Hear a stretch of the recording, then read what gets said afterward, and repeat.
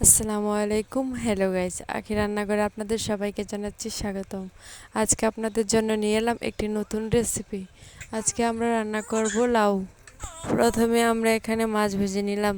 মাছগুলো ভাজা হয়ে গেলে এখন আমরা কড়াইয়ে তেল গরম করে তার মধ্যে পেঁয়াজ কুচি, কাঁচামরিচ সকল কিছু দিয়ে দিলাম। এগুলো ভাজা হয়ে গেলে এখন আমরা লাউ দিয়ে দেব। এখানে আমরা লাউয়ের সাথে আলু ব্যবহার করেছি। লাউগুলো কিছুক্ষণ তেলের মধ্যে ভালো করে ভেজে নেব।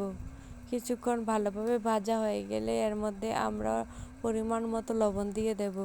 লবণ দিয়ে কিছুক্ষণ কষিয়ে নেওয়ার পর তার মধ্যে পরিমাণ মতো হলুদ এবং পরিমাণ মতো মরিচ দিয়ে কিছুক্ষণ কষিয়ে নেব। সবগুলো কিছুক্ষণ কষানো হয়ে গেলে এখন আমরা এর মধ্যে পরিমাণ মতো ঝোল দিয়ে দেব। তরকারিতে পরিমাণ মতো ঝোল দেওয়ার পর কিছুক্ষণ ভালো করে সিদ্ধ করে নেব।